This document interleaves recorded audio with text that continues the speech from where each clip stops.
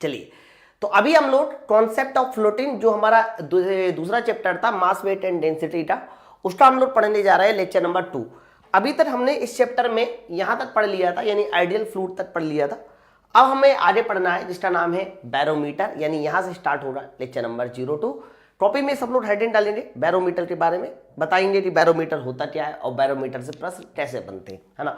तो आप लोग सामने देखिए, मैंने आप लोगों को एक बैरोमीटर बना के दिखाया हुआ है। एक्चुअली में कंप्लीट नहीं है, थोड़ा सा अधूरा है, मैं पूरा कर देता हूँ। ये एक कह सकते हो मैंने कंटेनर बनाया और इस कंटेनर में मैंने क्या किया है, पारे को भर लिया। ध्यान रखना, ये जो कंटेनर है, इस कंटेनर में मैंने किसे भर लिया, तो सर इस कंटेनर में मैंने भर लिया है ये पारा। बहुत ध्यान से एकदम कायदे के साथ सुनिएगा। तो सर ये एक कंटेनर है और इस कंटेनर में मैंने बताइए किसे भर लिया, सर ये पारा हो गया, ये Hg हो गया। एकदम ध्यान के साथ सुनिएगा, सर ये Hg हो गया। फिर मुझे अगर यहां पर बैरोमीटर, अच्छा बैरोमीटर पहले आपसे पूछा जाता है कि भाई बैरोमीटर करता क्या है, तो एकदम सीधा सा जवाब दीजिए कि सर बैरोमीटर एटमॉस्फेरिक प्रेशर मापता है, यानी वायुमंडलीय दाब मापने के लिए हम लोग किसका इस्तेमाल करते हैं, बैरोमीटर का इस्तेमाल करते हैं। ठीक है, अब ये बैरोमीटर कैसे काम करता है उस बात को देखते हैं। तो मैंने एक बर्तन लिया है और इस बर्तन में क्या भर लिया, पारा। फिर मुझे करना क्या है कि आपको एक टेस्ट ट्यूब लेनी है। बच्चा टेस्ट ट्यूब का मतलब होता है कि जिसका एक सिरा बंद हो दूसरा सिरा खुला, उसे टेस्ट ट्यूब कहते हैं। अब अगर इस टेस्ट ट्यूब से आप नीचे से मुंह लगाकर इसकी सारी हवा निकाल दीजिए, बहुत ध्यान सुनना, नीचे से मुंह लगाकर इसकी सारी हवा निकाल दीजिए और जैसे इस टेस्ट ट्यूब की आप सारी की सारी हवा निकालेंगे मेरे बच्चा, तो आप कह सकते हो इसको उल्टा करके जैसे ही इस टेस्ट ट्यूब को यहां रखेंगे, मैंने इस टेस्ट ट्यूब को उल्टा करके आपने इस कंटेनर में ऐसे डुबो दिया। लेकिन जब आपको रखना है ना उल्टा करके, तो सारी की सारी हवा को निकाल देना, इस बात को याद रखना। तो बच्चा जैसे ही मैं सारी की सारी हवा निकालूंगा तो ऊपर वैक्यूम हो जाएगा, ऊपर का प्रेशर जीरो हो जाएगा और ऊपर का प्रेशर जीरो हो जाने की वजह से ये जो पारा है ये कहां चढ़ जाएगा, कह देना पारा हमारा चढ़ जाएगा सर ऊपर साइड। ये पारा इस तरह से ऊपर चढ़ जाएगा। लेकिन अभी आपके मन में एक प्रश्न डाउट आएगा कि सर अभी आप जब फ्लूइड स्टैटिक्स पढ़ा रहे थे, टेसिटात्व पढ़ा रहे थे, तो टेसिटात्व में तो पारा नीचे उतर रहा था, इसमें कैसे ऊपर चढ़ा। बच्चा टेसिटात्व की घटना में जो पारा नीचे उतर रहा था वो उतर रहा था टेसिटात्व कारण, मतलब आकर्षण फोर्स की वजह से, कांच और पारे के आकर्षण फोर्स की वजह से। लेकिन यहां पारा किस वजह से ऊपर चढ़ा, सर पारा यहां पर ऊपर चढ़ा है क्योंकि यहां पहले वैक्यूम था, निर्वात था, और जहां जहां निर्वात, जहां जहां वैक्यूम होगा सर हमेशा फ्लो हाई प्रेशर से लो प्रेशर होता है, तो वहां प्रेशर जीरो था, इसलिए वजह से पारा कहां ऊपर चढ़ गया। ठीक है, तो याद रखना पारा का ऊपर चढ़ना, बैरोमीटर में पारा का ऊपर चढ़ना, ये ड्यू टू प्रेशर डिफरेंस होता है, और जबकि टेसिटात्व में पारा नीचे उतरना सर वो कहीं ना कहीं अट्रैक्शन फोर्स की वजह से होता है। दोनों में अंतर है, याद रखिएगा। अच्छा, तो पारा ऊपर चढ़ गया, तो ये एक्सपेरिमेंट तो आप लोग कर रहे हो ना, ये एक्सपेरिमेंट तो आप लोग कर रहे हो ना, तो कितना ऊपर चढ़ा है सर इसके वैल्यू आपको खुद पता होगी और ये मान हो जाएगा 760 mm Hg। ठीक है, तो याद रखना कितना ऊपर चढ़ा है 760 mm, क्योंकि एक्सपेरिमेंट आप लोग कर रहे हो तो आपको पता ही होगा। नहीं पता तो आप यहां पर पैमाने बने होते हैं, उन पैमानों की मदद से आप बता सकते हो कि पारा कितना ऊपर चढ़ा। मैंने लिख दिया 760 mm ऊपर चढ़ा। बहुत अच्छी बात है सर, मुझे निकालना तो वायुमंडलीय दाब है। सर वायुमंडलीय दाब का मतलब क्या होता है, वायुमंडलीय दाब का मतलब ये होता है कि यहां बाहर साइड जो हवा थी, बाहर साइड जो हवा थी, हवा कितना प्रेशर डालेगी, दैट मीन्स मुझे वायुमंडलीय दाब प्रेशर पीए निकालना है किसी भी तरीके से। वेरी गुड, निकालते पीए। तो बच्चा पीए के मान को निकालने के लिए मैंने यहां 2 पॉइंट लिए, एक पॉइंट ये लिया और दूसरा पॉइंट ये लिया। अब थोड़ा गौर से देखिए तो दोनों के दोनों पॉइंट एक ही हॉरिजॉन्टल लाइन में है, ए और बी पॉइंट एक ही हॉरिजॉन्टल लाइन में। और मैंने आपको ये सिखा रखा है कि जब तक हमारा कंटेनर स्थिर अवस्था में, कंटेनर तो स्थिर है, कंटेनर को हम मूव थोड़ी ना कर रहे हैं कहीं पर, जब तक कंटेनर स्थिर अवस्था में तब तक हमारे बिंदु पर, यानी जो एक ही हॉरिजॉन्टल लाइन में होंगे उस बिंदु पर प्रेशर बराबर होता है। यही रीजन है कि बिंदु ए पर प्रेशर और बिंदु बी पर प्रेशर बराबर होगा, क्योंकि दोनों के दोनों हमारे कैसे हैं सर, एक ही हॉरिजॉन्टल लाइन में है। तो मैंने बिंदु ए और बिंदु बी पर प्रेशर की वैल्यू को आपस में बराबर कर दिया। ठीक है, अगर बिंदु ए और बिंदु बी पर मैंने प्रेशर के मान को आपस में बराबर कर दिया सर, तो अब आगे क्या करना चाहिए। आगे ये करना चाहिए कि सर जो बिंदु ए है, बहुत ध्यान सुनना सर, उस पर तो प्रेशर काम कर रहा है वायुमंडलीय दाब, जिसको आपने पीए कहा। बिंदु ए पर कौन प्रेशर काम कर रहा है? वायुमंडलीय दाब, जिसको मैंने पीए कहा। और बिंदु बी पर कौन प्रेशर डाल रहा है? कहना बिंदु बी पर तो ये जो ऊंचाई है सर, ये ऊंचाई प्रेशर डाल रही है। तो ये ऊंचाई तो पारे की है। कितनी ऊंचाई है? एच का मान भी पता है आप लोगों को। तो अगर ये ऊंचाई एच है तो इसका मतलब इसके द्वारा डाला गया प्रेशर हो जाएगा रो जी एच। बस अब जल्दी से सारी वैल्यू पुट कराइए। कैसे वैल्यू पुट करानी मैं बताता हूं। देखो, पारे की डेंसिटी 13,600 या 13.6 × 10⁻³ समझो बात को। सर जी का मल्टीप्लाई कर दीजिए, जी मतलब 9.81 इंटू एच। सर एच कितना है? सर एच तो देखो 760 mm है, 760 mm। लेकिन 760 mm को भी मीटर बना लीजिएगा, मतलब 0.76। मैंने 760 mm को मीटर बना लिया ना।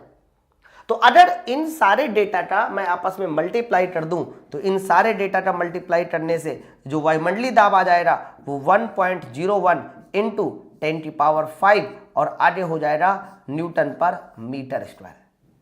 1.01 इंटू 10⁵ न्यूटन पर मीटर स्क्वायर, ये तुम्हारा वायुमंडलीय दाब का मान आ गया। 1.01 इंटू 10⁵ न्यूटन पर मीटर स्क्वायर।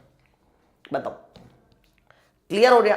तो यही हमारा एक्सपेरिमेंट बैरोमीटर में किया जाता है। तो बैरोमीटर जो है ना, एक ऐसी डिवाइस है जो वायुमंडलीय दाब मापती है, और वायुमंडलीय दाब का मान ये पूरा डेटा सॉल्व कराने से 1.01 इंटू 10⁵ न्यूटन पर मीटर स्क्वायर होता है। बताइए, बात सबको क्लियर? बात सबको क्लियर हो रही? आगे पढ़ा जाए। ठीक है सर, आगे देखिए आगे क्या है। सर वायुमंडलीय दाब के तो बहुत सारे मान और भी होते। मैंने कहा यस, और भी होते। कौन कौन से मान होते हैं वायुमंडलीय दाब के? मुझे बताइए जरा, कौन कौन से मान होते हैं वायुमंडलीय दाब के? तो कहना वायुमंडलीय दाब का अगर पहला मान देखा जाए तो पहला मान तो तुम यही पढ़ते हो, 760 mmHg है। तो वायुमंडलीय दाब का जो पहला मान होता है, यानी मैं अब आपको बताने वाला हूं वायुमंडलीय दाब की अदर वैल्यू क्या क्या हो सकती है, अदर मान कौन कौन से हो सकते हैं। तो कहना वायुमंडलीय दाब का जो अदर मान होगा बच्चा, उसमें से पहला जो मान होगा सर वो तो यही होगा 760 mm 760 mmHg। याद रखना 760 mmHg। बट उसके आगे एक वर्ड यूज किया जाता है CH। CH का मतलब होता है कॉलम हाइट। क्या मतलब होता है? Column height. मतलब 760 mm ऊंचाई की जो Hg है उसने जो प्रेशर डाला है सर, उसी को हम लोग कॉलम हाइट कहेंगे। यानी 760 आगे mmHg कॉलम हाइट CH, इस तरह से लिखा जाता है इसको। कोई भी लिक्विड प्रेशर डाल सकता है। ओके, अब यहां से एक क्वेश्चन आता है कि सर जिस तरह से आपने Hg में कॉलम हाइट बताई, क्या उसी तरह से किसी अन्य द्रव में कॉलम हाइट बताई जा सकती है? मैंने कहा बिल्कुल। एक कॉलम हाइट को दूसरे कॉलम हाइट में भी कन्वर्ट किया जा सकता है। आपको पता है कई बार ये मान आपसे वाटर कॉलम हाइट में भी पूछेगा, WCH में भी पूछेगा। बहुत ज्यादा इंपॉर्टेंट है WCH का मान। वाटर कॉलम हाइट में भी ये मान आपसे बहुत बार पूछेगा। फिर यहां पर आपको एक दो चीजें पता होनी चाहिए। क्या पता होना चाहिए सर? क्या पता होना चाहिए? ध्यान से सुनना बच्चा। जब कभी आपको एक कॉलम हाइट में मान पता हो, 760 mmHg आपको पता है, और दूसरे कॉलम हाइट में तुम्हें मान निकालना है, दूसरे कॉलम हाइट में मान निकालना है, तो आप क्या कर सकते हो सर? आप कर सकते हो कि एक कॉलम हाइट को दूसरे कॉलम हाइट में कन्वर्ट करने के लिए ρ1h1 बराबर ρ2h2 लगाया जाता है। जब एक कॉलम हाइट को दूसरे कॉलम हाइट में कन्वर्ट करना होता है, एक कॉलम हाइट को दूसरे कॉलम हाइट में कन्वर्ट करना होगा, तो ρ1h1 बराबर ρ2h2 फिट कर दीजिए। ये हमें एक कॉलम हाइट को दूसरे कॉलम हाइट में कन्वर्ट कर देता है। कैसे सर? मैं बताता हूं। ρ1 मतलब पहला वाला लिक्विड, यानी जिसकी कॉलम हाइट तुम्हें पता है। तो आप मान लीजिए थोड़ी देर के लिए पारे की डेंसिटी कितनी होती है? 13.6 × 10⁻³ पारे के लिए H1। सर पारे की हाइट कितनी है? 760 mmHg है, तो आप इसको मीटर बना लीजिए क्योंकि ये वैल्यू थोड़ी सी बड़ी आएगी, 7.76। ρ2 पानी में कन्वर्ट करना है, 10⁻³ डेंसिटी है, और H2 देख लो। तो जब मैं यहां से H2 का मान निकालता हूं मेरे बच्चा, 10⁻³ से 10⁻³ और h2 का मान निकालने के बाद आता है 10.33 और आगे हो जाएगा मीटर। तो 760 को मैंने 0.76 कर दिया। बताइए, इसीलिए वाटर कॉलम हाइट भी आपको याद होनी चाहिए। वाटर कॉलम हाइट जब भी कभी पूछी जाएगी तो बताइए वायुमंडलीय दाब का मान वाटर कॉलम हाइट में कितना कितना होता है, तो कहना 10.33 मीटर वाटर कॉलम हाइट। ये दोनों मान हमारे वायुमंडलीय दाब मान होते हैं। एक तो 760 mmHg और दूसरा 10.3 वाटर कॉलम हाइट, लेकिन 10.3 बार मीटर जरूर बोलना, ठीक है। चलिए, तो वायुमंडलीय दाब के दो मान पता चल रहे, याद हो रहे। तीसरा मान तो ये खुद है 1.01 × 10⁵ न्यूटन पर मीटर स्क्वायर।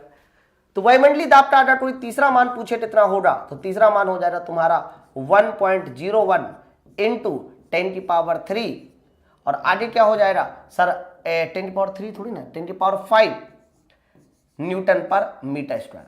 और न्यूटन पर मीटर स्क्वायर को मतलब होता है सर पास्कल। न्यूटन पर मीटर स्क्वायर का नाम क्या होता है सर, इसका नाम होता है पास्कल। ठीक है सर, वेरी गुड।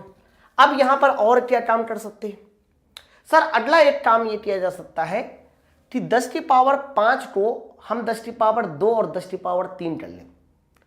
10⁻³ को किलो बना दे और 10⁻² का मल्टीप्लाई कर दे। तो जैसे ही 10⁻² का मल्टीप्लाई इस 1.01 में करते हो तो 808, लेकिन जो 10⁻³ था उसे हम लोग किलो बना के किलो पास्कल कह देते हैं। तो वायुमंडलीय दाब का जो अगला मान हो जाता है वो 101 किलो पास्कल, ये भी एक मान हो जाता है। ठीक है, कितने मान हो रहे हैं, 4 मान हो रहे हैं सर। चलिए अगला मान सुनिए। अगले मान के लिए तुम्हें एक बात पता होना चाहिए, बात ये पता होना चाहिए कि 1 बार किसके बराबर होता है। वायुमंडलीय दाब का मान बार में भी कैलकुलेट किया जाता है और याद रखना 1 बार 10⁵ न्यूटन पर मीटर स्क्वायर के बराबर होता है। कॉपी में नोट डाउन करेंगे sir, 1 bar equal to 10⁵ newton पर मीटर स्क्वायर। अच्छा सर, अगर ऐसा है तो अगला मान क्या हो सकता है। अब आप बताइए 10⁵ न्यूटन पर मीटर स्क्वायर, उसको 1 बार कर दो। तो 10⁵ न्यूटन पर मीटर स्क्वायर को हमने 1 बार लिखा, तो वायुमंडलीय दाब का अगला मान हो जाएगा 1.01 बार। सर 1.01 बार ये इसका अगला मान हो जाएगा। बताओ, ठीक है, कितने मान हो गए, 5 मान हो गए। चलिए अगला मान सुनिए। अगला मान निकालने से पहले मैं आपको 1-2 चीजें बता दूं, ध्यान से सुनना। एक वैल्यू और आपको याद रखनी होती है, टॉर। ये जो टॉर है ना, TORR, बच्चे ये भी दबाव का मात्रक होता है, ये भी प्रेशर का मात्रक होता है, टॉर। और याद रखना 1 टॉर जो होता है वो 1 mmHg, 8 mmHg द्वारा डाला गया प्रेशर 1 टॉर होता है। अब 8 mmHg द्वारा डाला गया प्रेशर हम बहुत आराम से निकाल सकते हैं। 8 mmHg द्वारा डाला गया प्रेशर होता है 1.33 न्यूटन पर मीटर स्क्वायर। इस बात को याद रखिएगा। कैसे निकाला सर आपने, अरे आसान है, देखो 760 mmHg कितना प्रेशर डाल रहा है 1.01 × 10⁵। 8 mmHg कितना डालेगा, 760 से डिवाइड करा दो, और जैसे ही 760 से डिवाइड कराते हैं 133.33 आता है। तो पहले तो आप अलग से कॉपी में लिखेंगे, अलग से मतलब पॉइंट में लिखेंगे कि जो टॉर होता है वो क्या होता है। कहना सर टॉर भी प्रेशर का ही मात्रक होता है। 1 टॉर इक्वल टू 1 mmHg, ठीक है, और 1 टॉर इक्वल टू 133.33 न्यूटन पर मीटर स्क्वायर। याद रखना सब लोग। तो मेरे कहने का अर्थ बस इतना सा है, कि अगर वायुमंडलीय दाब का मान 760 mmHg है और 8 mmHg 1 टॉर, तो वायुमंडलीय दाब का अगला जो मान हो जाएगा वो 760 टॉर हो जाएगा।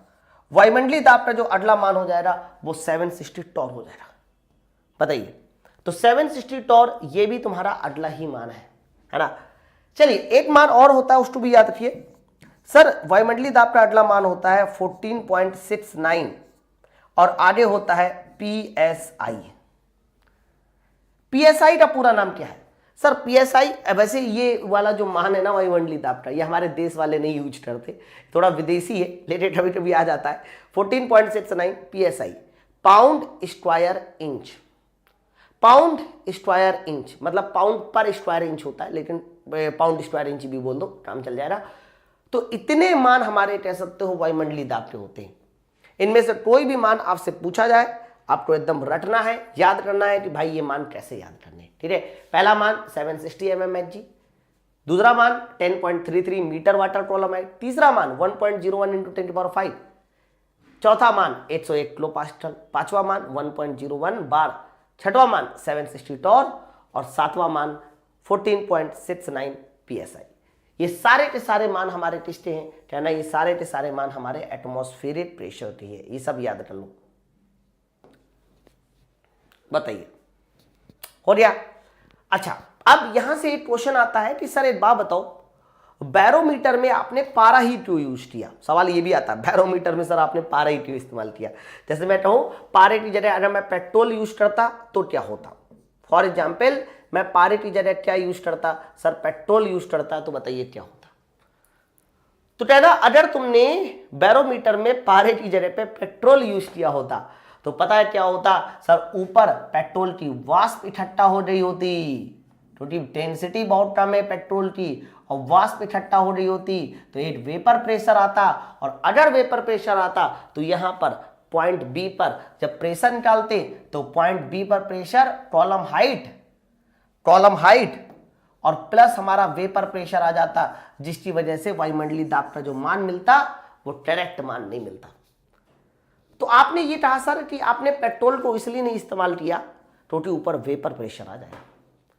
समझो बात रो, और वेपर प्रेशर आ गया तो वायुमंडलीय दाब का एक्यूरेट मान नहीं मिल पाएगा। इसका अर्थ यह है कि हमने पारा का इस्तेमाल इसलिए किया क्योंकि पारे की डेंसिटी बहुत ज्यादा होती है और पारे का वेपर प्रेशर बहुत कम होता है, और वेपर प्रेशर जितना कम होगा यहां पर मान उतना ही एक्यूरेट मिलेगा।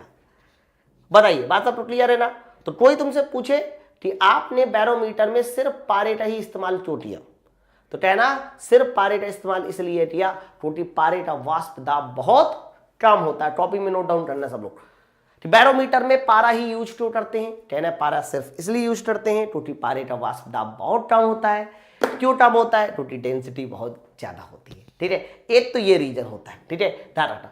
दूसरा रीजन सुनिए, अगर आप यहां पर पारे की जगह पर कोई और लिक्विड यूज करते, फॉर एग्जाम्पल मैंने कहा पानी यूज करते, तो अगर यहां पर पारे की जगह पे हम लोग पानी का इस्तेमाल करते तो मेरे भाई क्या होता कि जो हाइट ऊपर चढ़ता ना, वो हाइट ऊपर चढ़ता 10.33। आप देखो ना लिखा है 10.33 मीटर वाटर कॉलम हाइट। अब इतना अगर हाइट ऊपर चढ़ता पानी, तो आप सोच से देखिए मेरे भाई, आपको क्या इतनी कभी टेस्ट ट्यूब इतनी लंबी मिल सकती है जिसकी ऊंचाई 10.33 मीटर हो? है, मार्केट में जाइए, क्या इतनी लंबी टेस्ट ट्यूब कभी आपको मिल सकती है? कहना बिल्कुल नहीं मिल सकती सर, इसीलिए हमने इसमें पानी यानी हल्के द्रव का इस्तेमाल नहीं किया। ठीक है, तो पारा का इस्तेमाल किया तब तो देखो 760 mmHg ऊपर चढ़ा, इतना भारी द्रव था, जबकि 0.7 मीटर तो ऑलरेडी है, 8 मीटर से थोड़ा सा छोटा है। लेकिन 10 मीटर हो जाएगा तो 10 मीटर की टेस्ट ट्यूब कहां से लाओगे? मार्केट में बनती नहीं है।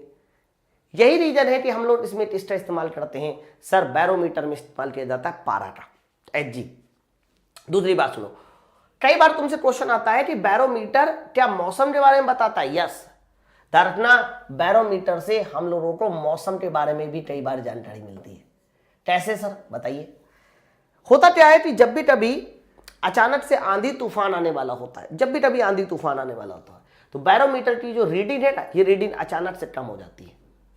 बैरोमीटर की रीडिंग अचानक से कम हो जाती है जब भी कभी आंधी तूफान आने वाला होता है।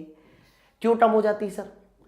मान लीजिए आंधी तूफान आज मेरे शहर में आने वाला है, इसका मतलब है कि मेरे शहर का जो दाब है वो कम हो चुका है। दाब कम हो चुका तो मेरे शहर में रीडिंग कम हो जाएगी।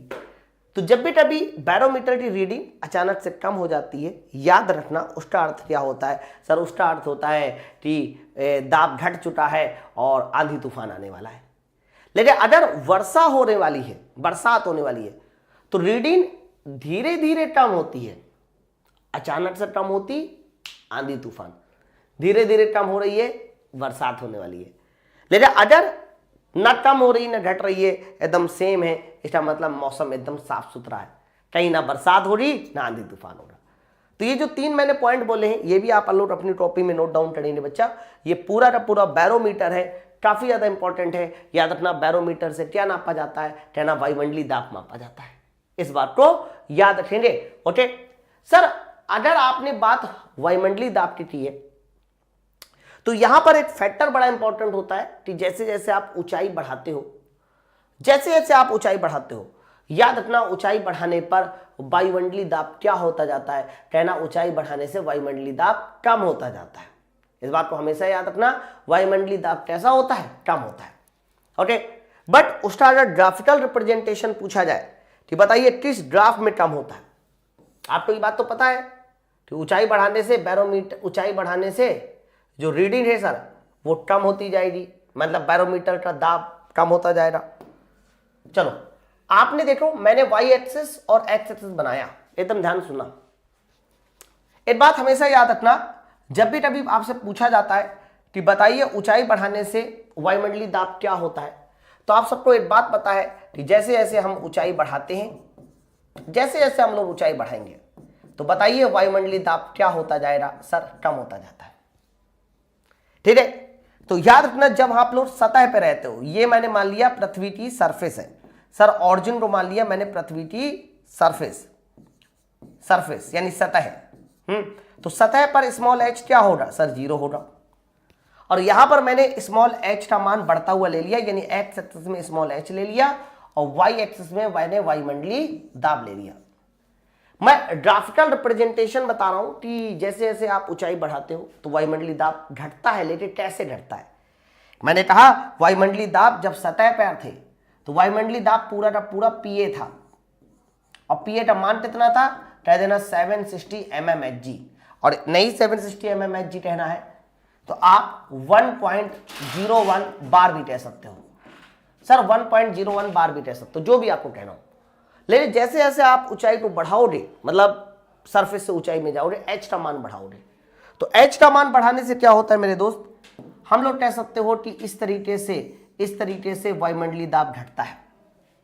यानी ये स्ट्रेट लाइन में नहीं घटता है, मैं पहले बता दूं, ये स्ट्रेट लाइन में नहीं घटता है सर, ये घटता है हमारा एक कर्व में। ठीक है, अगर स्ट्रेट लाइन में घटता तो एक समान रूप से घटता रहता, तो स्ट्रेट लाइन में नहीं घटता, एक कर्व में घटता ऐसे। तो कर्व में घटता है तो यहां से एक कॉन्सेप्ट आता है कि भाई ये कर्व है कौन सा? तो याद रखना इस कर्व का नाम P बराबर PA into e⁻⁻k into h ऐसे रहता है, ये फंक्शन का है ना। तो किस फंक्शन में घटता है? तो कह देना e⁻⁻h के फंक्शन में घटता है, इसे बोलते हैं चर घातांक फंक्शन या बोलते हैं एक्सपोनेंशियल फंक्शन। तो याद रखना, अगर मैं आपसे पूछूं कि अगर h ऊंचाई पर मुझे वायुमंडलीय दाब निकालना है, मान लीजिए पृथ्वी से आप 100 किलोमीटर की ऊंचाई पे गए, वहां वायुमंडलीय दाब निकालना है, तो P बराबर PA e⁻⁻k इंटू h लगाना। k का मान तुम्हें एक कांस्टेंट है जो पता रहेगा। ठीक है, तो ये हमारा एक फंक्शन होता है जिसके फॉर्म में कह सकते हो कि हमारा वायुमंडलीय दाब घटता है इस फंक्शन के फॉर्म में। तो क्या इस फंक्शन का कोई रोल है? तो रोल तो पहला तो आपको समझ में आ गया ग्राफ बनाने में। थोड़ी अगर मुझे ये फंक्शन ना पता होता तो मैं ये ग्राफ कहां से बनाता, ये e⁻⁻h कहां से लाता। दूसरा रोल ये है कि अगर मैं बराबर बिंदुओं पर ऊंचाई के मान ले लूं, अगर मैं बराबर बिंदुओं पर ऊंचाई के मान ले लूं, जैसे कि मैंने एक बिंदु यहां लिया इसके बराबर, फिर आधे बराबर बिंदुओं पर ऐसे मान लिया, फिर आधे बराबर बिंदुओं पर ऐसे मान लिया, मैंने ऊंचाई के बराबर गैप ले लिए। ऊंचाई के मैंने कैसे गैप ले लिए? सर ऊंचाई के मैंने बराबर गैप ले लिए। ये देखिए सर, मैंने ऊंचाई के अगर बराबर गैप ले लिए तो मैं क्या कहूंगा कि जब सरफेस में थे तो वायुमंडलीय दाब PA था, सरफेस से कुछ ऊंचाई पे गए हैं, मान लीजिए 10 मीटर की ऊंचाई पे गए हैं, वायुमंडलीय दाब इतना मिलेगा। 10 से और आगे 10 यानी 20 मीटर की ऊंचाई पे गए, वायुमंडलीय दाब इतना, फिर और आगे 10 यानी 30 मीटर की ऊंचाई पे गए, वायुमंडलीय दाब इतना। तो आप मुझे बताइए वायुमंडलीय दाब घटा कैसे? तो कहना वायुमंडलीय दाब देखो सर, पहले इतना घटा, फिर इतना घटा, समझ रहे ना, फिर इतना घटा। तो तुमसे एक प्रश्न ये अक्सर पूछा जाता है कि सर देखो बच्चों को ये सब पता है कि ऊंचाई बढ़ाने से वायुमंडलीय दाब घटता है, बट कैसे ना मतलब एक समान रूप से घटता है, पहले तेज बाद में धीमे, या पहले धीमे बाद में तेज। तो कहना कि पहले देखो सर वायुमंडलीय दाब इतना ज्यादा घटा, फिर थोड़ा कम घटा, फिर और कम घटा। यानी वायुमंडलीय दाब कैसे घट रहा है, तो कहना वायुमंडलीय दाब घट रहा है पहले तेज बाद में धीमे। सर पहले तेज घट रहा है और बाद में कैसा घट रहा है, सर बाद में धीमे घट रहा है, पहले तेज बाद में धीमे। तो वायुमंडलीय दाब में अगर परिवर्तन भी तुमसे पूछा जाता है आप बता सकते हो, कोई भी क्वेश्चन हो दोस्त, कोई भी ऐसा क्वेश्चन नहीं होगा जो सॉल्व नहीं होगा। अब कई बार अगर न्यूमेरिकल बनेगा भी ना, बनेगा भी, वैसे अभी तक तो नहीं आया फिलहाल, लेकिन अगर बनेगा भविष्य में तो आप विश्वास मानिए सिर्फ इतने डेटा को ही रखकर आप अपने न्यूमेरिकल को बहुत आराम से सॉल्व कर सकते हो, किसी तरह की कोई टेंशन मत लेना, ठीक है। चलिए और आगे देखिए। अरे वाह, अब ये बहुत इंपॉर्टेंट हेडिंग शुरू हो जाती है बच्चा। इस हेडिंग का नाम होता है उत्प्लवन बल, बॉयंसी फोर्स बोलते हैं भाई, और काफी ज्यादा इंपॉर्टेंट हेडिंग है। पिछली बार सबसे ज्यादा जो क्वेश्चन आए थे वो इसी से आए थे, सबसे ज्यादा क्वेश्चन इसी से आए थे, बॉयंसी फोर्स से आए थे। अब बॉयंसी फोर्स होता क्या है उस बात को समझने के लिए पहले आपको कुछ चीजें समझनी पड़ेंगी। जैसे कि आप लोग देख पा रहे होंगे, मैंने यहां पर जो है ना सर, मैंने यहां पर जो है ना एक बॉडी को किसी द्रव में डुबो दिया। मान लीजिए मेरे पास ये कोई द्रव की सरफेस हो रही, सर ये द्रव की सरफेस हो रही, हर जगह द्रव है, हर जगह द्रव है, और मैंने इस बॉडी को डुबोया। तो परिभाषा ये होती है कि जब किसी वस्तु को, जब किसी पिंड को, सर ये क्या है, सर ये पिंड है, पिंड है, और पिंड की डेंसिटी मैंने रो एस मान ली, कितनी, रो एस, एस मतलब सॉलिड बॉडी है। नीचे क्या है सर, सर नीचे है द्रव, और द्रव की डेंसिटी कितनी मानी, सर द्रव की डेंसिटी मानी रो एल। सुनना ध्यान से। तो अगर ये पिंड इस द्रव में तैर रहा है, अगर ये पिंड इस द्रव में तैर रहा है, तो तैरने की भाई एक ही शर्त होती है कि वस्तु की जो डूबी डेंसिटी होगी वो द्रव की डेंसिटी से कम होगी। देखो वस्तु की जो भी डेंसिटी होगी सर वो द्रव की डेंसिटी से कम होगी, तभी तो पिंड तैर रहा है। तो परिभाषा क्या होती है उत्प्लवन बल की, अब मैं बताता हूं, ध्यान से सुनना। कि जब किसी पिंड को किसी द्रव में डुबोते हैं, जब किसी पिंड को किसी द्रव में डुबोते हैं तो ऊपर की ओर एक उछाल बल कार्य करता है, यही उछाल बल को हम उत्प्लवन बल कहते हैं। ऊपर की ओर एक उछाल बल कार्य करता है सर, इसी बल को उत्प्लवन बल कहते हैं, इस बात को याद रखना। जब किसी वस्तु को किसी द्रव में डुबोते हैं तो ऊपर की ओर एक उछाल बल कार्य करता है, जिसे क्या बोलते हैं, उत्प्लवन बल बोलते हैं, बॉयंसी फोर्स बोला जाता है। ठीक है सर, आपने ये तो समझा दिया कि ऊपर की ओर एक उत्प्लवन बल काम करेगा जिसे बॉयंसी फोर्स कहते हैं। बट बॉयंसी फोर्स का मान कैसे निकाले, मुद्दे की बात यह है कि बॉयंसी फोर्स का हम लोग मान कैसे निकाले। मैं बताता हूं बॉयंसी फोर्स का मान कैसे निकालेंगे, बस आप सुनते रहिए सब लोग। तो बॉयंसी फोर्स का मान जो होता है सर वो किसके बराबर होता है, कहना बॉयंसी फोर्स एफ बी का जो मान होता है सर वो हटाए गए द्रव के भार के बराबर। ध्यान रखना, बॉयंसी फोर्स का जो मान है वो हटाए गए द्रव के भार के बराबर, हाँ हटाए गए द्रव के भार के बराबर, हटाए गए द्रव के भार के बराबर होता है। बॉयंसी फोर्स का मान हटाए गए द्रव के भार के बराबर होता है, इस बात को याद रखिएगा। कैसे सर, थोड़ा मुझे और एक्सप्लेन कीजिए, मजा नहीं अभी आया है, मजा दिलाते हैं, बहुत ध्यान सुनना, शायद एक साथ एकदम। एक बात बताइए, जब ये पिंड डूबा नहीं था, तो जब ये पिंड डूबा नहीं था तो इस हिस्से में बताइए क्या था, कह रहा इस हिस्से में पानी था। मैंने कहा बहुत सही, इस हिस्से में क्या था, पानी। लेकिन जैसे ही सर, जैसे ही ये पिंड इस पे डुबाया गया तो बताइए इस पिंड में इतना हिस्सा जो पानी का था वो तो बाहर चला गया, तो यही द्रव ही तो हटेगा ना। तो बॉयंसी फोर्स का मतलब होता है हटाए गए द्रव का भार। तो कहना ये जो हिस्सा है इस हिस्से पे सर पहले था पानी, लेकिन जैसे ही वस्तु डुबोई गई, अब वस्तु आ गया तो इस हिस्से का पानी ही तो हटाना। तो बस इसी हिस्से का सर, इतने ही हिस्से के द्रव का क्या ले लेना, भार ले लेना, सर बॉयंसी फोर्स पता चल जाएगा। ठीक है सर, इतने हिस्से का भार चाहिए, तो हम अलग से कुछ पैरामीटर मान लेते हैं।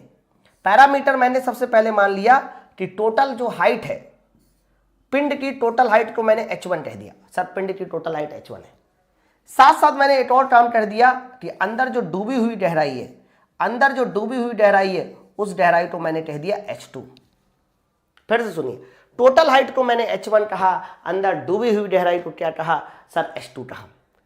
तो इसके अलावा एक और चीज माननी पड़ेगी, ऊपर से नीचे तक का जो क्रॉस सेक्शन एरिया है, ऊपर से नीचे तक का जो क्रॉस सेक्शन एरिया है उसको मैंने ए दिया। क्रॉस सेक्शन का मतलब होता है ये वाला एरिया, हर जगह देखो एरिया बराबर है।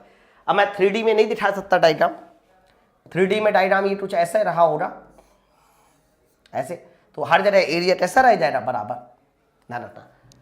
तो आप मुझे बताइए, अगर मुझे बॉयंसी फोर्स चाहिए तो मुझे हटाए गए द्रव का भार चाहिए। ध्यान सुनिए, हटाए गए द्रव का भार चाहिए। भार का मतलब क्या होता है सर? भार का मतलब होता है m इंटू जी, द्रव्यमान गुणे जी। तो द्रव्यमान गुणे जी, जी तो रहेगा। द्रव्यमान किसका चाहिए? हटाए गए द्रव का चाहिए। अच्छा, द्रव्यमान का मतलब क्या होता है? कहना द्रव्यमान का मतलब होता है घनत्व गुणे आयतन। तो मुझे द्रव का भार चाहिए तो द्रव का घनत्व रखिए, और आयतन चाहिए हटाए गए द्रव का। हटाए गए द्रव का मतलब नीचे वाले हिस्से का आयतन चाहिए। सर आयतन का मतलब क्या होता है? आयतन का मतलब ये होता है कि इसका जो एरिया ए था सर, उस एरिया में आप अगर इस H2 का मल्टीप्लाई कर देते हो तो बताइए हटाए गए द्रव का क्या पता चल जाएगा? आयतन। आयतन मतलब एरिया इंटू हाइट। तो कहना सर हटाए गए द्रव का भार चाहिए था, आपने कहा कि हटाए गए द्रव का भार दे तो सर mg लगा दो। g तो हमने साइड में लिख लिया। द्रव्यमान का मतलब होता है घनत्व गुणे आयतन। हटाए गए द्रव का भार चाहिए, बॉयंसी फोर्स क्या होता है? हटाए गए द्रव का भार होता है। द्रव का भार चाहिए तो द्रव का घनत्व, और इंटू हटाए गए द्रव का आयतन चाहिए तो मैंने एरिया में किसका मल्टीप्लाई कर दिया सर? एरिया में H2 का मल्टीप्लाई कर दिया। बस सर एरिया में मैंने मल्टीप्लाई कर दिया H2 का, एरिया में मल्टीप्लाई कर दिया जैसे ही मैंने H2 का, सर यही आपको पता चल जाएगा हटाए गए द्रव का भार। ये आपको पता चल गया हटाए गए द्रव का भार। अब बच्चा जो हटाए गए द्रव का भार हो रहा वही तुम्हारा बॉयंसी फोर्स हो रहा। बताइए, तो आप लोग को बस ये समझना है कि बॉयंसी फोर्स हमने निकाला कैसे, रटना नहीं है फॉर्मूले को। अगर आप ये रटोगे ना कि हटाए गए द्रव का भार रो एल A2 H2 ये सब कुछ नहीं, सिर्फ हटाए गए द्रव का भार चाहिए, द्रव की डेंसिटी, अंदर डूबे हुए हिस्से का आयतन क्योंकि वही हटा होगा इंटू जी, बस सीधी बात है। सवाल ये है कि ये बॉयंसी फोर्स, आप मुझे बताइए बॉयंसी फोर्स कहां काम करता है? कह देना ऊपर की ओर काम करता है, डायरेक्शन ऊपर की ओर है। लेकिन बॉयंसी फोर्स की डायरेक्शन के साथ साथ आपको यह भी बताना पड़ेगा कि बॉयंसी फोर्स किस बिंदु पर कार्य करता है, यह बड़ा इंपॉर्टेंट है। तो बॉयंसी फोर्स का बिंदु निकालने के लिए मुझे यहां से एक अलग से लाइन खींचनी पड़ेगी। जैसे कि मान लीजिए मैंने एक ये लाइन खींची, आपको दिखाई दे रही होगी बीचों बीच से, है ना। अब 2 पॉइंट तुम्हें मानने हैं। यहां पर एक पॉइंट मानना है वस्तु का सेंटर ऑफ ग्रेविटी। सर वस्तु का सेंटर ऑफ ग्रेविटी ये जो पूरा H1 है इसका ठीक बीचों बीच, वस्तु का सेंटर ऑफ ग्रेविटी पूरे H1 का ठीक बीचों बीच, पूरे H1 का ठीक बीचों बीच, वस्तु का सेंटर ऑफ ग्रेविटी पूरे H1 का ठीक बीचों बीच। ये ले ध्यान रखना सर, H1 का सेंटर ऑफ H1 का ठीक बीचों बीच वस्तु का सेंटर ऑफ ग्रेविटी होता है। लेकिन अगर मुझे ये निकालना है कि वह बिंदु जहां पर बॉयंसी फोर्स स्टार्ट करता है, तो बॉयंसी फोर्स अंदर डूबे हुए भार का ठीक बीचों बीच, अंदर डूबे हुए भार का ठीक बीचों बीच, H2 का ठीक बीचों बीच। तो H2 ये है तो H2 का ठीक बीचों बीच थोड़ा सा नीचे आएगा, है ना। इसे बोलते हैं सेंटर ऑफ बॉयंसी। सर इसे क्या बोलते हैं? Centre of buoyancy. आपको हो सकता है वहां नहीं दिखाई दे तो मैं अलग से भी बना दूं इस लाइन को। सर इस लाइन को मैं ऐसे अलग से बना दिया, ध्यान से एकदम सुनना, कह देख सकते कहना एक तो वस्तु का भार जी पर काम करेगा जिसे सेंटर ऑफ ग्रेविटी कहते हैं, थोड़ा सा ऊपर H1 का बीचों बीच।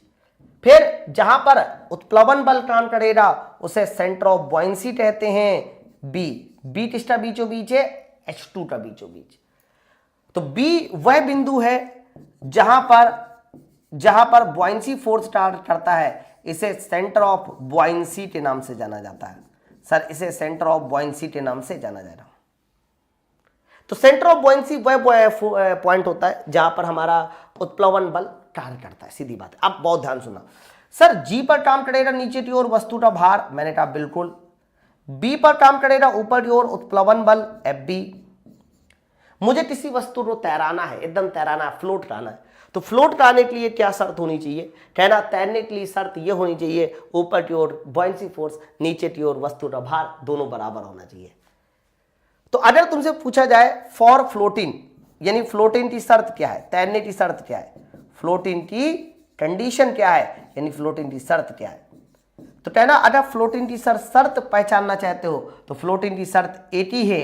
क्या शर्त है कि सर नीचे की ओर वस्तु का भार, सर नीचे की ओर वस्तु का भार और ऊपर की ओर उत्प्लवन बल दोनों आपस में बराबर होना चाहिए। यानी नीचे की ओर वस्तु का भार और ऊपर की ओर उत्प्लवन बल अगर दोनों आपस में बराबर है तो ध्यान रखना वस्तु हमारी तैरेगी। इसीलिए तो बोला जाता है कि किसी वस्तु के तैरने की क्या शर्त होती है कि वस्तु का भार बराबर बॉयंसी फोर्स, अर्थात बराबर हटाए गए द्रव का भार। तो अगर कोई वस्तु ऐसी है जो अपने भार के बराबर द्रव को हटा देती है, अपने भार के बराबर द्रव को हटा देती है, ध्यान रखना सर वही वस्तु तैरेगी। तो वस्तु को तैरने के लिए क्या कहना है? सर कोई वस्तु तभी तैर सकती है जब वो अपने भार के बराबर द्रव को हटाती है। अपने भार के बराबर द्रव को हटाती है सर वस्तु तभी तैर सकती है, अन्यथा नहीं तैरेगी।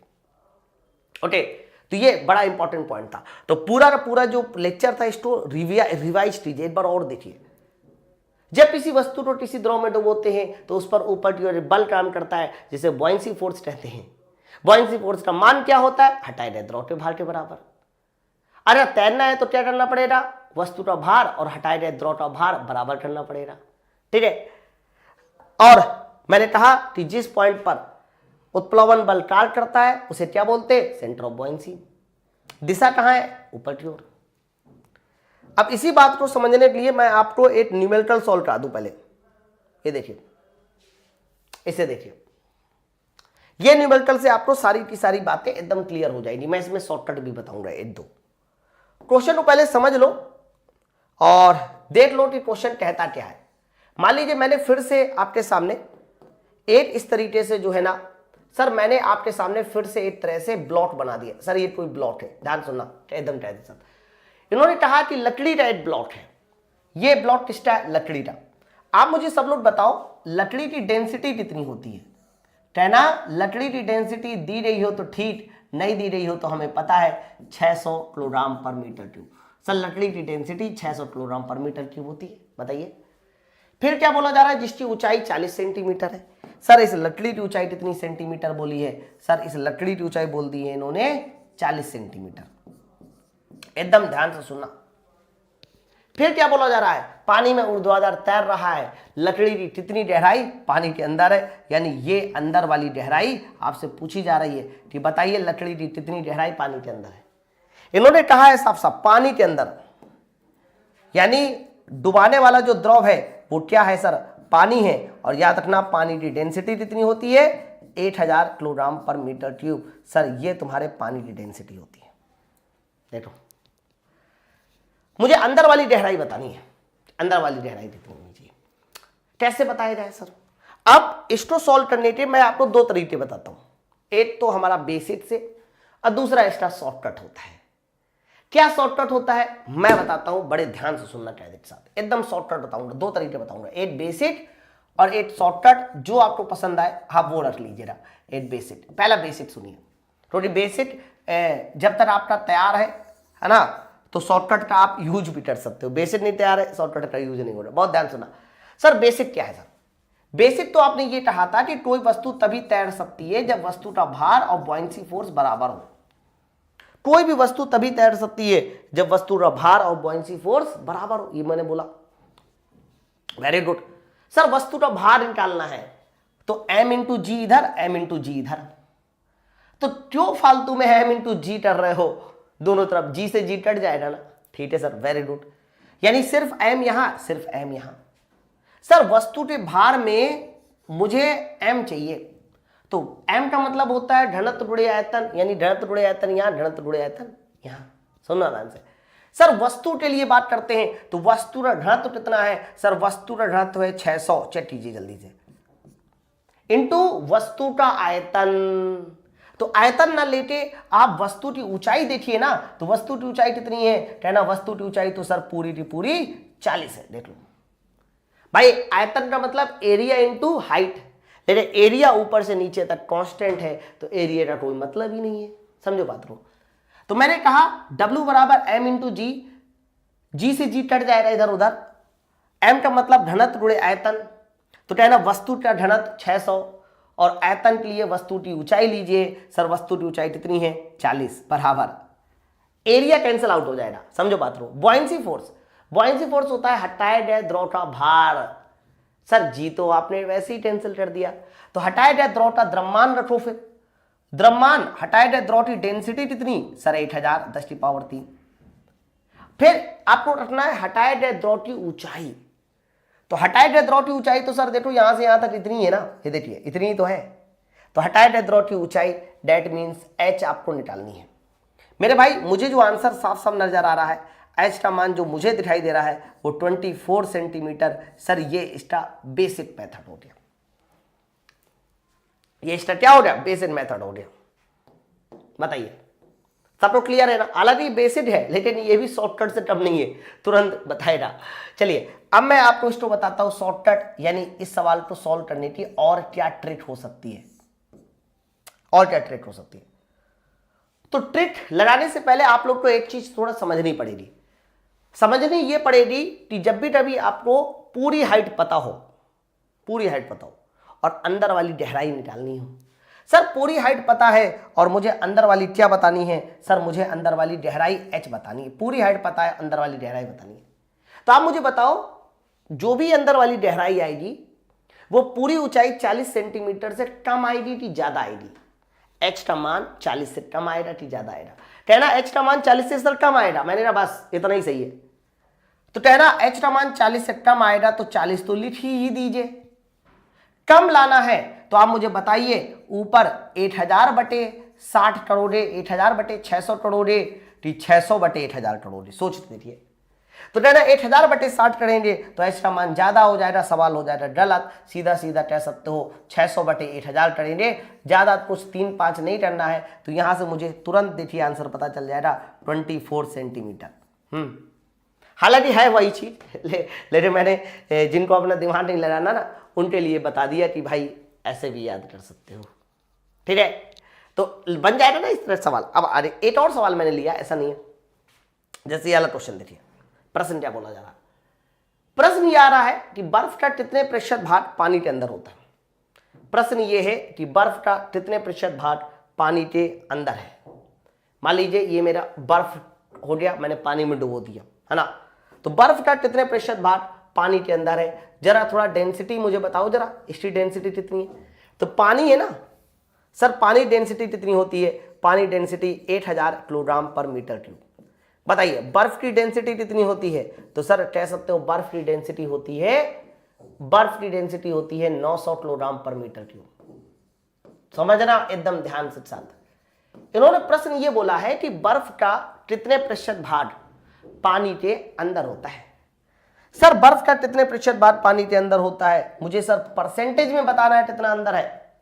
तो एक काम करो ना सर, काम क्या करो कि आपको यह बताना है कितने प्रतिशत भाग पानी के अंदर है। तो आप एक काम करो, इस टोटल हाइट को अपनी तरफ से 100 मान लो। टोटल हाइट को कितना मान लो, 100 सेंटीमीटर मान लो फॉर एग्जाम्पल तौर पे, टोटल हाइट 100। अब अंदर वाला अगर 80 आ गया तो 80% अंदर हो जाएगा, अंदर वाला 90 आ गया तो 90% अंदर हो जाएगा, अंदर वाला जितना भी आएगा सर वही तुम्हारा उत्तर है। मैंने अभी यही तो सिखाया कि जब टोटल हाइट दी जाती है तो अंदर वाला h कैसे निकालते हैं। कहना टोटल हाइट अगर दी जा रही है और अंदर वाला आपसे h पूछा जा रहा है तो h का मान 100 से कम आएगा, इसलिए 100 सेंटीमीटर तो लिख ही लीजिए। बस आगे क्या करना होगा, कम लाने के लिए मुझे कम वाली डेंसिटी ऊपर रखिए और ज्यादा वाली डेंसिटी नीचे रखिए।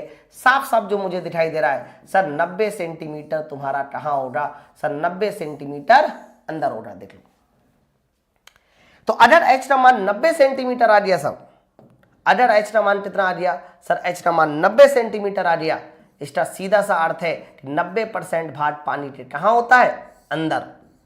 तो जब भी कभी बर्फ को पानी में हम लोग डुबोते हैं, जब भी कभी बर्फ को पानी में डुबोते हैं, तो याद रखना बर्फ को पानी में डुबोते समय कितना प्रतिशत भाग पानी के अंदर होता है? सर 90% भाग पानी के अंदर होता है, जबकि सिर्फ 10% की जो बर्फ है वो कहां नजर आती है? कहना 10% की बर्फ कहां नजर आती है? सर ऊपर नजर आती है। 10% की जो बर्फ है वो कहां नजर आती है? ऊपर, पानी के ऊपर। बताइए, सबको क्लियर हो गया? सबको क्लियर हो गया? अब इसी पर एक सवाल तुमसे पूछा जाता है, वो सवाल की एक्सप्लेनेशन भी जरूरी है। सवाल ये आता है कि अगर ये पूरी बर्फ पिघल जाए, अगर ये पूरी बर्फ पिघल जाए तो बताइए इस पानी के लेवल पर क्या प्रभाव पड़ेगा?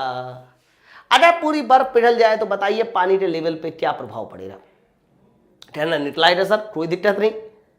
तो कहना जब भी कभी पूरी बर्फ पिघल जाती है तो याद रखना पूरी बर्फ पिघल जाने के बाद, पूरी बर्फ पिघल जाने के बाद लेवल कैसा रहता है? पानी का तल कैसा रहता है? सेम रहेगा, कोई फर्क नहीं पड़ेगा। पिघल जाने के बाद कोई फर्क नहीं पड़ेगा। लेकिन बहुत सारे बच्चों के मन में ये डाउट रहता है, सर ये कैसे हो जाता है? और जबकि सबको पता है कि हाँ पिघल जाने के बाद लेवल सेम रहेगा, लेकिन मन में एक शंका है ना, एक डाउट है कि सर कैसे, है ना? आंसर सबको पता है, उसी का रीजन मैं दे रहा हूं, बस ध्यान से सुनना कैदित साहब, एकदम कैदित साहब। कुछ और एक्सप्लेनेशन सुनिए, देखो बहुत ध्यान सुनना।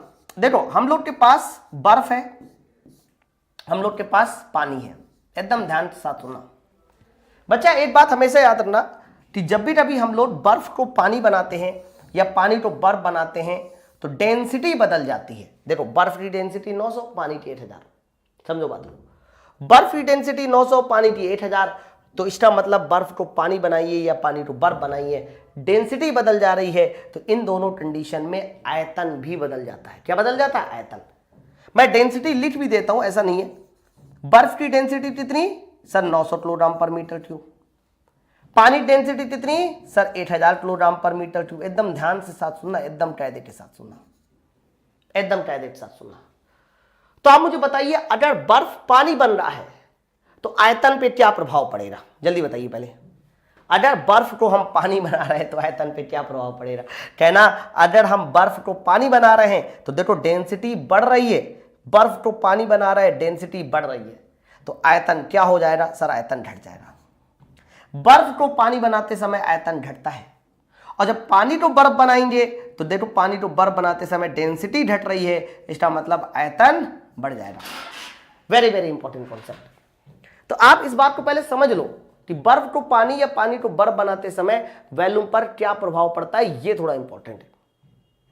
अब अगर ये इंपॉर्टेंट है तो मुझे ये भी तो बताइए सर आयतन घट रहा है बढ़ रहा है, तो थोड़ा एक दो एग्जाम्पल हो जाए है तब मजा आ जाए। तो मैं आपको एक एग्जाम्पल देता हूं। जैसे कि आपके पास पानी की एक बोतल है, अब अगर उस पानी की बोतल में आप पूरा ऊपर तक पानी भरकर, पूरा पानी भरकर ऐसे फ्रिज में रख दीजिए बंद करके, और अगर फ्रिज में बर्फ जम गई तो आप देखते होंगे अचानक से बोतल फट जाती है, टूट जाती है। पता है क्यों? क्योंकि होता क्या है कि जब पानी बर्फ बनता है तो अपना आयतन बढ़ा लेता है, और आयतन बढ़ा लेने की वजह से, सर आयतन बढ़ा लेने की वजह से बोतल फट जाती है। नल के पाइप, ठंडी में आपने देखा होगा नलों के पाइप अक्सर लीक करने लगते हैं, क्योंकि जब ठंडी में पानी फ्लो करता है और अगर पानी वो बर्फ बन गया तो बर्फ बन जाने से आयतन बढ़ जाता है। पानी का बर्फ बनता है तो आयतन बढ़ता है। आप देखो एक ग्लास में पूरा फुल करके आप बर्फ जमाने के लिए रख लो, लेकिन जब ग्लास के बाद हमारा बर्फ जमती है तो थोड़ा बाहर निकली हुई रहती है, ठीक है ना? तो याद रखना पानी जब भी कभी बर्फ बनेगा आयतन बढ़ेगा, बर्फ जब भी कभी पानी बनेगा तो आयतन घटेगा। मैं दोनों के आंसर भी जानना चाह रहा हूं, कितना परसेंट आयतन बढ़ेगा या कितना परसेंट घटेगा। बहुत ध्यान सुनना। तो जब भी कभी बर्फ मान लीजिए पानी बना, तुमने कहा आयतन घटा, मैंने पूछा कितना, है ना? तो इसके लिए आपको क्या करना पड़ेगा? इसके लिए एक छोटा सा लॉजिक समझना पड़ेगा। लॉजिक ये है कि जब दोनों में कन्वर्जन होता है तो द्रव्यमान पे फर्क नहीं आएगा, द्रव्यमान सेम रहेगा। और द्रव्यमान का मतलब होता है घनत्व गुणे आयतन। मान लीजिए मैं ये चाहता हूं बर्फ पानी बना, तो मान लीजिए बर्फ का आयतन V1, पानी का आयतन V2, तो दोनों का द्रव्यमान सेम रहेगा, और द्रव्यमान सेम रहने का मतलब घनत्व गुणे आयतन का मल्टीप्लाई सेम रहेगा। घनत्व गुणे आयतन का मल्टीप्लाई सेम रहेगा। मैंने मल्टीप्लाई कर लिया। मुझे मल्टीप्लाई से एक बात समझ में आई कि V1 बटे V2 कितना आ रहा है, या V2 बटे V1 कितना आ रहा है, कुछ भी निकाल लीजिए, V2 बटे V1 कितना आ रहा है, तो V2 बटे V1 आ रहा है, कितना आ रहा है V2 बटे V1 9 बटे 10, 9 बटे 10, V2 बटे V1 9 बटे 10 आ रहा है। मतलब ये है, मैं ऐसे देख रहा हूं बर्फ को पानी बनाते समय, देख रहा हूं बर्फ को पानी, मतलब V1 पहले जो 10 था V2 9 आ गया। सर 10 से आयतन 9 हुआ, सर घटा, कितना घटा 8, कितने में 10 में और गुणे 100, तो इसका मतलब कितना परसेंट घट गया, 10% घट गया। तो जब भी कभी बर्फ पानी बनता है तो अपना आयतन घटा लेता है, और बताइए कितने परसेंट घटा लेता है, कहना ये परसेंट आया है सर 10%, 10% घटाता है, याद रखना। बर्फ जब भी कभी पानी बनेगा 10% आयतन घटेगा। लेकिन इसका मतलब ये नहीं कि पानी बर्फ बनते समय आयतन 10% बढ़ जाएगा, नहीं, ऐसा बिल्कुल भी नहीं है। तो जब पानी को बर्फ बनाते हैं तो आयतन बढ़ता है, लेकिन उसकी कैलकुलेशन भी आपको करनी पड़ेगी। हाँ, तो वो 10% नहीं आएगा। गणित में आपने सुना है ना कि अगर राम श्याम से 10% लंबा है तो श्याम राम से कितने परसेंट छोटा है, तो क्या 10% आता है? नहीं सर, ऐसा नहीं है। उसका आंसर आता है 11 सही 8/9%। ध्यान रखना, जब पानी बर्फ बनता है तो कितने प्रतिशत आयतन बढ़ेगा, कह देना 11 सही 8/9%। 11 सही 8/9%, ये इस सवाल का आंसर होता। चलो, आंसर से मुझे मतलब नहीं, हो सकता है एग्जाम में पूछा जाए, ना पूछा जाए। मेन मेरा फोकस ये है कि जब बर्फ पानी बनेगा, जब बर्फ पानी बनेगा तो आयतन 10% घट गया, इतना बस याद रखिए। इधर आइए, जल्दी से इधर आइए। सर यहां पर क्या था, सर यहां पर था मेरे पास बर्फ, कितने प्रतिशत बर्फ थी, कह देना पूरे 100% बर्फ थी। कितने प्रतिशत बर्फ थी सर, 100% बर्फ थी। आपने कहा बर्फ पानी बनेगा तो उसका आयतन घटेगा, कितने प्रतिशत, 10%। अर्थात 10% आयतन घटेगा तो 90% पानी मिलेगा आपको। तो 100% बर्फ जब पिघलती है तो पिघलने के बाद 90% पानी बनती है। कितने प्रतिशत पानी बनती है सर, 90% पानी बनती है, और 10% आयतन, ये आयतन घट जाता है। अब देख लो ना, 100% बर्फ पानी बनते समय अपना आयतन 10% घटा रहा है, और यही तो 10% है। यही रीजन है कि पानी के लेवल में कोई फर्क नहीं पड़ता, इस बात को याद रखना। तो ये इसकी बच्चा एक्सप्लेनेशन थी, काफी तगड़ी एक्सप्लेनेशन थी, आपको समझ में आई होगी, है ना। बाकी इन दो क्वेश्चन के आंसर भी आपको याद रखने हैं। ठीक है सर, बहुत अच्छा, बहुत मजा आया। एक और मैं एक्सप्लेनेशन लूंगा ताकि वो आपको एक्सप्लेनेशन समझ में आ सके। थोड़ा सा आप लोगों को मैं एक दो चीजें और बताऊंगा। जैसे कि मैं यहां पर 3-4 तरह के डायग्राम बना रहा हूं, और 3-4 तरह के डायग्राम से मैं आप लोगों को जल्दी जल्दी जो है ना कुछ चीजें निकालना सिखा देता हूं ताकि आपका मन बना रहे, है ना। मान लीजिए मैंने यहां पर इस तरीके से एक पहला डायग्राम बनाया, ये सर दूसरा डायग्राम बनाया, और ये मैंने तीसरा डायग्राम बनाया। एकदम ध्यान से सुना, ठीक है। इन तीनों डायग्रामों में मैंने 3 वस्तुएं डुबोई हुई हैं। मैं घनत्व लिख देता हूं, बहुत ध्यान से एकदम कायदे के साथ सुनना। मान लीजिए यहां पर मैंने लिया हुआ है सर, यहां पर लिया हुआ द्रव, और इस द्रव का घनत्व कितना है सर, द्रव का घनत्व है 8000 किलोग्राम पर मीटर क्यूब। द्रव की डेंसिटी है 8000 किलोग्राम पर मीटर क्यूब। एकदम ध्यान सुनिए सर, वस्तु की डेंसिटी अगर तैर रही है तो मुझे थोड़ा सा कम मानना पड़ेगा। चलो मैंने 750 किलोग्राम पर मीटर क्यूब माना। फिर मैंने आपसे ये कहा कि अगर सर इसकी पूरी गहराई मान लीजिए 80 सेंटीमीटर है, तो अंदर डूबी हुई गहराई h बताओ। यहां पर मुझे क्या बताना है सर, यहां पर ये अंदर डूबी हुई गहराई क्या बताना है, h बताना है। एकदम ध्यान सुनना, कह दे साथ सर मुझे ये h बताना है। ठीक है सर, पहला वाला सवाल क्लियर। दूसरे वाले सवाल में मैं क्या करता हूं सर, दूसरे वाले सवाल में मुझे अंदर डूबी हुई गहराई पता है, मुझे अंदर डूबी हुई गहराई पता है, मुझे अंदर डूबी हुई गहराई पता है 80 सेंटीमीटर, 80 सेंटीमीटर। एकदम ध्यान सुनना। फिर मुझे जो है ना इस वस्तु की डेंसिटी नहीं पता, और मुझे वस्तु की डेंसिटी बताना है, लेकिन हाँ मुझे ये जरूर पता है कि पूरी गहराई कितनी है। तो पूरी गहराई मुझे पता है 120 सेंटीमीटर है, और साथ साथ जो द्रव है उस द्रव की डेंसिटी भी पता है सर। द्रव की डेंसिटी है मान लीजिए 1600 किलोग्राम पर मीटर क्यूब। इस बार मुझे 1600 किलोग्राम पर मीटर क्यूब ये पता है, वस्तु की डेंसिटी बतानी है, बाकी 120 ये 80 ये पता है। सुनते रहना ध्यान से। अगला सवाल देखिए सर, अगला सवाल क्या है सर, अगले सवाल में मुझे मान लीजिए द्रव की डेंसिटी इस बार निकालनी है। कौन सी, द्रव की। और मुझे ये पता है कि बाहर निकली हुई जो गहराई है, बाहर निकली हुई जो गहराई है वो सर 20 सेंटीमीटर है, और अंदर जो डूबी हुई गहराई है, अंदर नहीं, टोटल गहराई मान लीजिए सर, टोटल गहराई कितनी है सर, टोटल गहराई जो है वो मेरे पास 100 सेंटीमीटर है, 100 सेंटीमीटर है ना। द्रव की डेंसिटी मुझे निकालनी है और साथ साथ वस्तु की जो डेंसिटी है वो मुझे पता है, वस्तु की डेंसिटी मुझे पता है। वस्तु की डेंसिटी मान लीजिए थोड़ी देर के लिए, तो ये है तुम्हारा 400 किलोग्राम पर मीटर क्यूब। मुझे इस बार द्रव की डेंसिटी निकालनी है। मैंने आपके सामने ये 3 इस तरह के सवाल लिखे, हो सकता है कि ये प्रश्न आपके डायरेक्ट स्टेटमेंट में आ जाए, स्टेटमेंट में आ जाए तो डायग्राम बनाकर या अपने दिमाग से आप तुरंत इसका आंसर निकाल सकते हो। कैसे इसका आंसर निकालना है, मुझे उसी बात का आपको एक्सप्लेनेशन देना है कि भाई इसका आंसर कैसे निकालोगे। चलिए बताइए, पहला वाला क्वेश्चन का आंसर कैसे निकालेंगे। इस वाले को थोड़ा सा और इधर कर देते, 1600 था ताकि आपको कंफ्यूजन ना हो। यहां पर द्रव की डेंसिटी 1600 किलोग्राम पर मीटर क्यूब है। चलो पहला वाला सवाल सॉल्व करते हैं और देखते हैं कि पहले वाले सवाल का उत्तर क्या आना चाहिए। तो आप मुझे बताइए, अगर मुझे पहले वाला क्वेश्चन सॉल्व करना है तो मैंने आपको कहा है कि अगर पूरी गहराई आपको दी गई हो और अंदर वाली गहराई आपसे पूछी जा रही है, दैट मीन्स एच पूछा जा रहा है, तो एच का मान 80 सेंटीमीटर से कम होगा। तो कम लाने के लिए क्या करना पड़ेगा सर, कम लाने के लिए ऊपर कम वाला घनत्व, नीचे ज्यादा वाला घनत्व, यही तो करना होगा। बताइए ओके। तो बताइए इस पूरे आंकड़े को सॉल्व करने के बाद आंसर कितना आएगा। आई होप आपको आंसर पता चल गया होगा। ऊपर क्या है सर, ऊपर 25 30 75, 25 छोटो 100, 3/4 और 20 छोटो 80, 4 20 छोटो 80, 20 30 60। सर एच बराबर 60 सेंटीमीटर। पहले सवाल का उत्तर हो गया। दूसरा सवाल आइए। दूसरे सवाल में मुझे वस्तु की डेंसिटी पता करनी है। निकल आएगा, कैसे निकलेगा सर? सर मुझे वस्तु की डेंसिटी पता करनी है। अब यहां पर आपको क्या दिमाग लाना, आप डायरेक्ट भी निकाल सकते हो, आपकी मर्जी, आप चाहे जैसे निकालो। सर मुझे पहले सवाल में वस्तु की डेंसिटी पता करनी है। आप मुझे बताइए वस्तु की जो डेंसिटी होनी चाहिए, सर वस्तु की डेंसिटी आप मुझे बताइए इस लिक्विड की डेंसिटी से कम होनी चाहिए कि ज्यादा?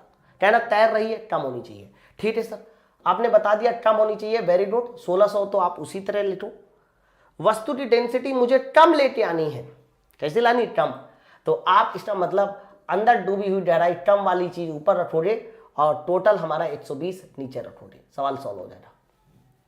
तो बताइए आंसर कितना जाएगा सर? अगर मैं इसको सॉल्व करने बैठूं तो 12, 1 0 से 1 0 कैंसिल और 4 दूनी 8। अब थोड़ा ध्यान रखना, कैलकुलेशन में करने जा रहा हूं सर। 1 0 से 1 0, 4 दूनी 4 3 12, ये देखो। तो इसका जो आंसर जाएगा सर ये 1600/3, 1600/3 है ना। 1600/3 कितना हो जाएगा? 533 सही 8/3 किलोग्राम पर मीटर क्यूब। ये दूसरे वाले सवाल का उत्तर। दूसरा वाला सवाल आपको ऐसे नहीं समझ में आता तो और भी बहुत सारे तरीके हैं सवाल को सॉल्व करने के, आप ये वाला कॉन्सेप्ट लगा के भी सॉल्व कर सकते हो। तीसरा वाला देखिए, तीसरे वाले में ये 100 दिया गया है, ये 20 दिया गया है। मुझे 20 से कभी मतलब नहीं होता, मुझे हमेशा मतलब होता है अंदर डूबी हुई गहराई से। मुझे हमेशा मतलब होता है अंदर डूबी हुई गहराई से। तो 100 में से 20 घटा दो, 80।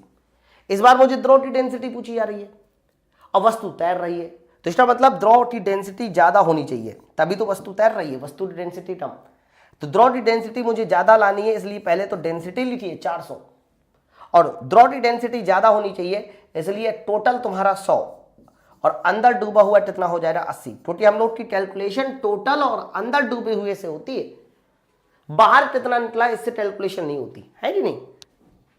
तो ये हमारा उत्तर हो जाएगा द्रव की डेंसिटी का। तो 8 5 40, 5 बार, तो फाइनली कितना आ जाएगा सर? फाइनली आ जाएगा 500 किलोग्राम पर मीटर क्यूब। देख लीजिए द्रव की डेंसिटी ज्यादा आई है, उसकी 400, इसकी 500। तो ऐसा कोई भी क्वेश्चन आ जाए तो बस आप खटाखट सॉल्व कर लीजिए, एकदम आसान कॉन्सेप्ट है, इजी कॉन्सेप्ट है।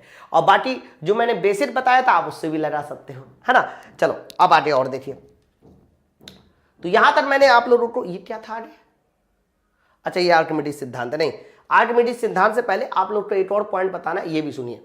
इसे थोड़ा सा मैं आपको एनालिसिस कराता हूं, बहुत ध्यान सुनना। एक और छोटा सा एनालिसिस है फ्लोटिंग से रिलेटेड, क्योंकि फ्लोटिंग का कॉन्सेप्ट ना समझने में थोड़ा सा टिपिकल होता है, ये जल्दी समझ में नहीं आता फ्लोटिंग का कॉन्सेप्ट, समझे। अब ये फ्लोटिंग के कॉन्सेप्ट में इधर देखिए सर, इधर क्या है?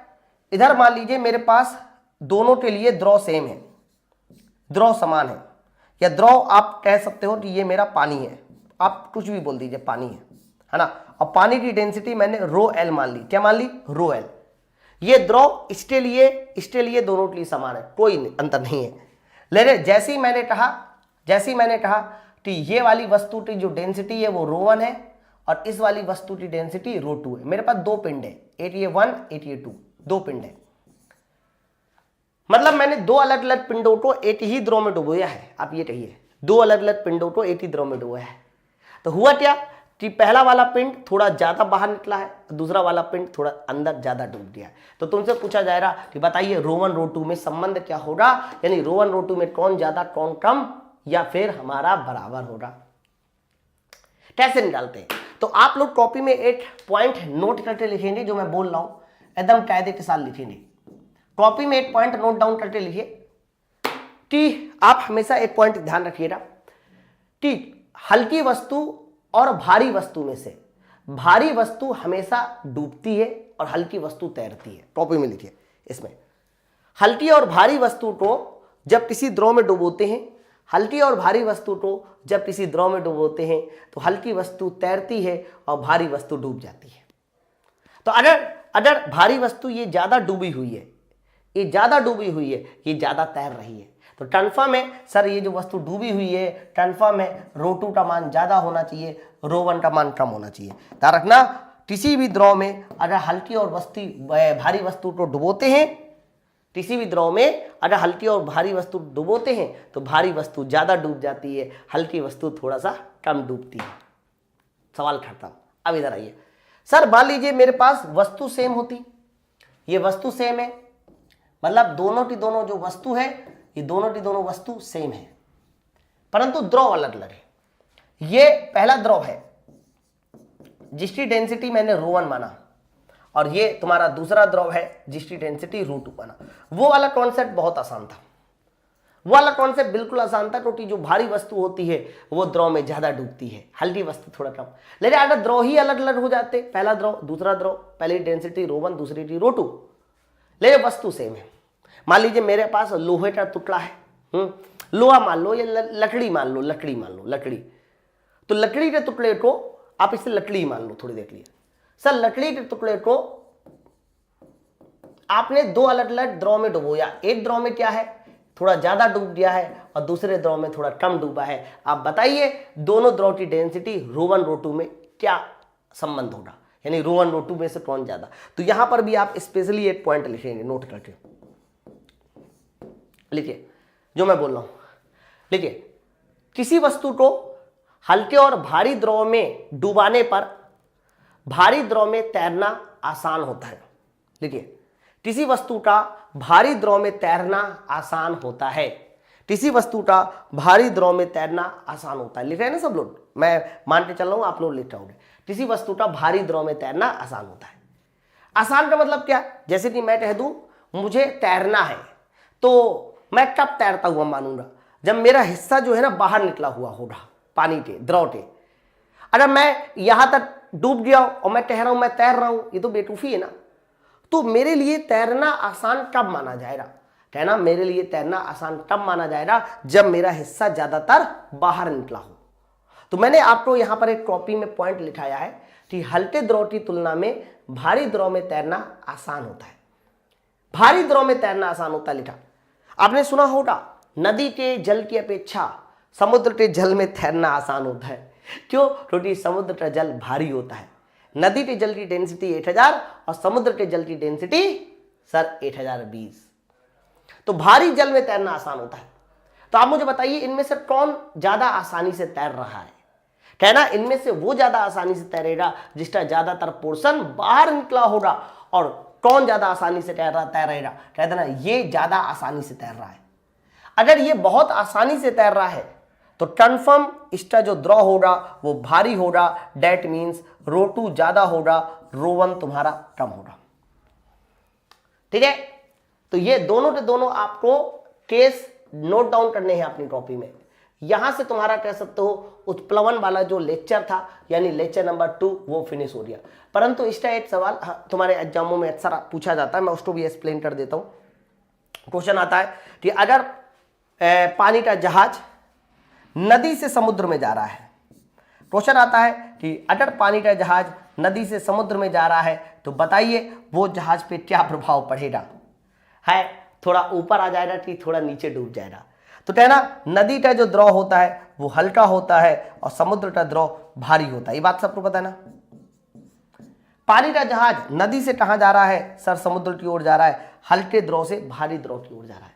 तो भारी द्रव में तो तैरना आसान होता है, मैंने बताया भारी द्रव में तैरना आसान होता है। आसान का मतलब जहाज थोड़ा सा ऊपर उठ जाएगा। तो इसका सही आंसर होगा कि जहाज जो है ऊपर उठेगा, जहाज ऊपर उठेगा। अगर ये सवाल ऐसा होता कि हमारा जो है समुद्र से नदी में जा रहा है तो भारी से हल्के में आ रहा है, तब आंसर होता कि जहाज हल्के पानी में जा रहा है, नीचे डूबेगा। ठीक है, तो ऐसा कोई भी क्वेश्चन आपसे पूछा जाता है तो मेरे हिसाब से आप इसका बहुत इजीली आंसर दे सकते हो। समझो बात को। तो यहां से हम लोगों ने क्या पढ़ा सर? यहां से हम लोगों ने फ्लोटिंग के कॉन्सेप्ट को क्लियर किया। अभी और भी बहुत सारी चीजें आगे हैं तो वो सब हम लोग अगले लेक्चर में पढ़ेंगे। तो यहां से हम लोगों का फ्लूइड डायनेमिक्स का लेक्चर नंबर 02 फिनिश हो जाता है। बाकी कॉन्सेप्ट आपको पढ़ने में बड़ा मजा आया होगा। इसकी पीडीएफ आपको बगल में मिल जाएगी, लेक्चर के बगल में। उसके बगल में रेटिंग जरूर होगी इस लेक्चर को देखने के बाद। अपनी जो फीलिंग है वो भी मेरे साथ साझा कीजिए ताकि मुझे लगे कि हाँ मैंने फ्लोटिंग आपको माइंड में डाला कि नहीं डाला। चलिए मिलते हैं नेक्स्ट वीडियो में। Thank you very much.